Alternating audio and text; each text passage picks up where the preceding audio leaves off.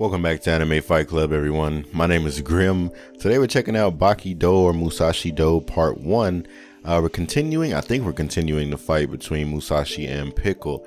But before we get into that, look at this image of Baki. Like, it's hilarious. It is hilarious. I don't even know what... The eyes are one thing, but this mouth, I don't even know. So, we'll be checking out chapters 108 through 110 today. 108 entitled Deathmatch. Miyamoto Musashi versus Pickle, and they're going to allow weapons? So here we have a Doppo Orochi in some type of household, drinking some coffee maybe. Looking super cool. These super thick hands. Doppo is something else, man. I really like Doppo. I'm glad he's still around. So he's talking to Baki.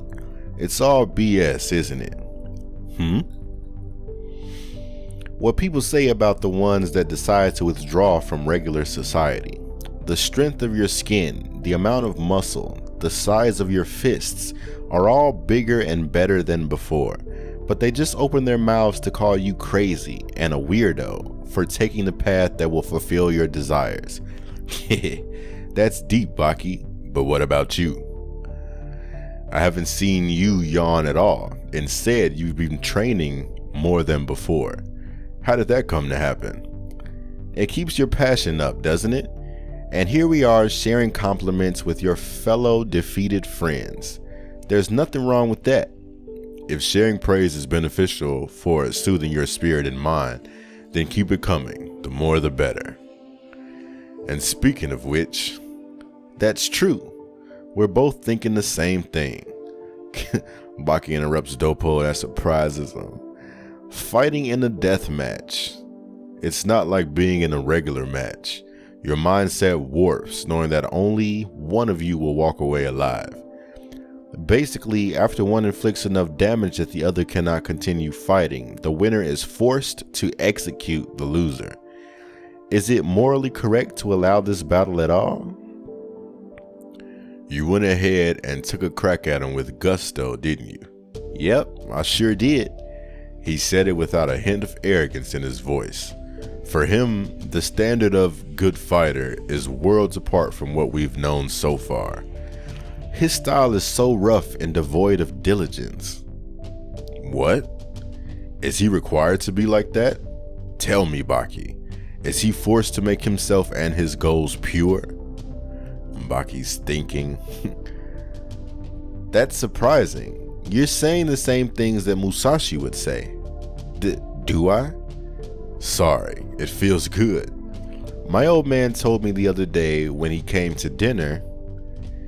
It's so funny. He was just brazenly prattling on. What's wrong with gold? Don't you like it? They will give me names. They will call me God, demon, ogre, the most powerful creature. Purity in a fight. Why would you need such a thing? I'm going to make my mark in this new world too. So rich and famous that it will be impossible for me to run or hide everywhere I go. Wait. Your dad said that about him? It seems that Musashi Miyamoto made him quite invigorated. Doppo folds his arms. He's thinking now. Baki, let me tell you, even the wildest of ambitions will force you to follow a path of diligence as well. You mean it has the opposite effect? That's right. That's the pure truth, Baki. When you devote yourself to pursue your ambition till the point that it's complete chaos, you'll become super diligent. Ah, really? Musashi is pure, no matter what anyone would say. Life has become much more interesting. We got Pickle, who has indescribable strength, but with a mind so pure that he might be almost a newborn child. We also got Musashi, who has devoted himself to his goal to the point where he's totally charged with purity. Baki, the purest men on earth will battle the purest fight ever. The famous sword is an unsigned Kaneshige, the purest Japanese steel brought back from Higo province, known in this era as Kumamoto. I know this is a treasured blade of yours. Tokugawa he's so powerful. He's procured this blade. Man, I'm very grateful for this gesture, Tokugawa. Musashi's so scary and awkward. You don't need to thank me. It's simply returned to the master where it belongs. What's going on? The cord is untying by itself. You've been dormant for so long, Blade. No wonder right after you've awoken, you want to return right into my waist. What's this? They're all dressed as the strongest opponents you can find in this era. Chapter 109, Test Cut. So that's funny. So we've got a policeman in his vest, a policeman with riot gear. Looks like just something for him to cut. An army man in his gear and a politician maybe. All these are dressed dolls representing the powers of the world. This man uses money and influence to take you down. This one will use the laws and has a bulletproof vest. This one will use overwhelming force and has riot squad shields. And this is an armyman that will use ultimate lethal modern weapons that will kill you in seconds. And a punching trading post, the Makiwara. The Makiwara? In this day and age, we can just go around slashing and punching people. So for effective training, we resort to this. It's a straw mat wrapped around a piece of bamboo, fixed and tightened with rope. It is said to be stronger than a human vertebrae. But this one has a steel pipe in the center because we needed to make it abnormally hard for you. Abnormally strong. Well, it might not prove to be enough for someone like you who has actually cut real people in duels and wars, but more or less this is what you're against in this era. He just looks super swole like as we continue. What an honor to have the sight of the actual Musashi with a kaneshige at his waist. So Musashi reaches over to draw this kaneshige. Wow. Moves extremely quickly. A cut from the waist on the draw. Couldn't even see it. Wow, so he raises his sword and just ever so gently cuts this post in two. Steel pipe and all. Look at Tokugawa's face. This is my face right now. Wow. That was a super reinforced steel pipe inside. Just how sharp is that thing? It cut through it as if it was tofu or hot butter. Why? Tokugawa, step back. Man, Tokugawa immediately steps back. Goodness, Musashi stumps on the ground, forcing this mannequin into the air. Musashi raises both hands, positioning himself to throw this downward strike, and he does so, slicing this mannequin in two. Armor and all, the whole thing, base, everything. He says, "Men," and throws that swing and just cuts this thing in half. Musashi is dope. Shield, everything. No way. It went through the shield as well. So Musashi turns around, looks toward his next opponent, slices the armyman in half, says, "Men," slashed both arms at once. Both of them fall to the ground. The torso surely slid to the ground next. He looks over, looks at the pig, gets him in his vest. He raises his sword. Downward strike as well, cutting him in half from a different angle. Oh my goodness. All of this just falls forward. He says, cuts this dude in half. Just all bad. A vertical slice down the front and back. All bad. So he changes positions again, faces toward the politician, pivots his foot. It appears as though he's going to throw a poke or some type of like stab or jab with this sword. He does exactly that. gets the sword in the mannequin's chest. Man, whoosh, throws the sword straight down. We're cutting this man in half. Did he change the direction of the blade as he sliced it up and down? I was thinking that too, because I'm like, he inserted this blade at the chest area. Should have went down to cut it, but he cut it all the way through. So he had to have went up and down. But he did that so fast. And even also, like, did he pivot the blade? Or did he just force it upwards? So it's not a double-edged blade, but was he able to cut this man perfectly with the blunt end of this sword? Or did he flip the sword and cut him up and down? Either way, huge feat.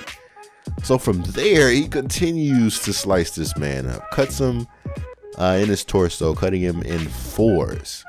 Says, as he throws another strike. So now all of these mannequins, these super strong reinforced posts, are in pieces. This is incredible. Yes, it is, Tokugawa. Oh, Musashi plays too much. Looks over, slices Tokugawa's head off. I think we had enough testing for one day. Let's stop here. Oh my goodness, just plays too much. Chapter 110, Destruction.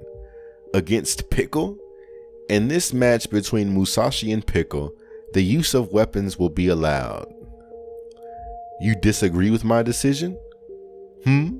Of course I do. I see you still don't understand. Tokugawa pulls out a match, strikes it, lights his pipe. The concept of Miyamoto Musashi holding a sword.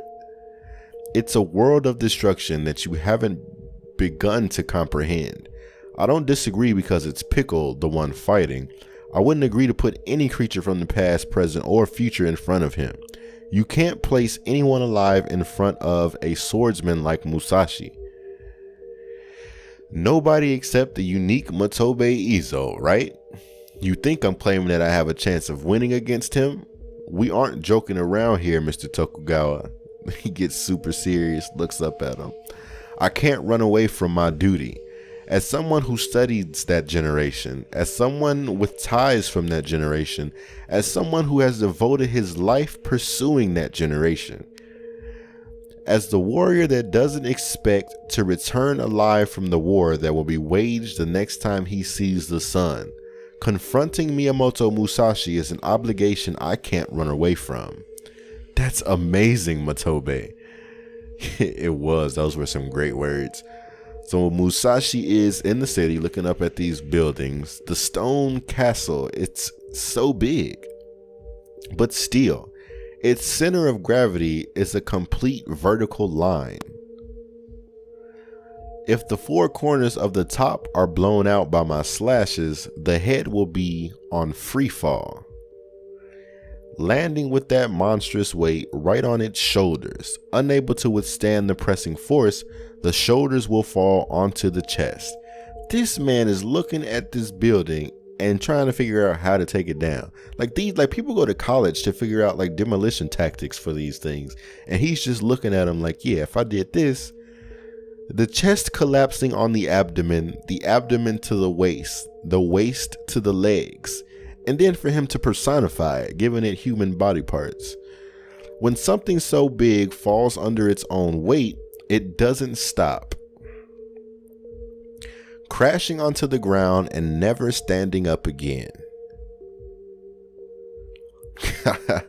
I really wanted to topple this castle, but my beloved sword won't get away without a few undesirable nicks. Oh my goodness. Oh my goodness. So Musashi standing there playing imaginary fight with this building, and Gaia just walks up behind him, super sneaky. I love how they showed us this first image of it just being dark and Gaia's tennis shoes, showing us that Musashi did not sense Gaia at all. Like, he completely snuck up on him. Musashi looks up. Now I'm sure he's realized it. When he looks up, what a disappointment. Really?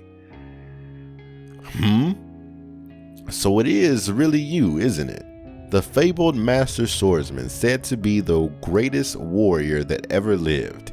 and yet you're just a sitting duck at the moment. Had I wanted to kill you silently and stealthily, I had plenty of chances, and you would have no idea of what just happened. Turns around, looks at Gaia. You have the face of a child, even though you're probably already age of man, around 15, 16 years old. I noticed you being there about half a koku ago, but I didn't know what you wanted. Koku is an archaic measure of time used in the past. So, why are you here? Gaia's thinking to himself, is he bluffing? You say you noticed me observing you there? Yes, I did. You never concealed your presence. So you let me have your back on purpose to see my final reaction? I sure did. Oh my god, what a monster. Because there's nothing dangerous about you.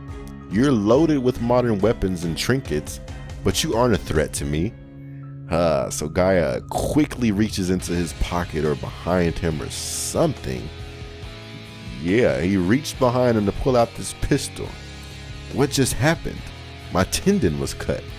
Before he could even grip the pistol, he lost all strength in his wrist and his hand. Seen tons of those small rifles in my time. What else you got, boy? Oh my goodness, so that is the end of today's video.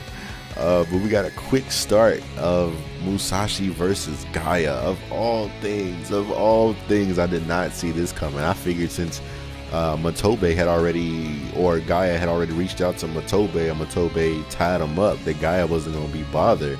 But Gaia must have felt that he wanted to test himself or see what the big deal was about Musashi, and he's about to find out. All bad.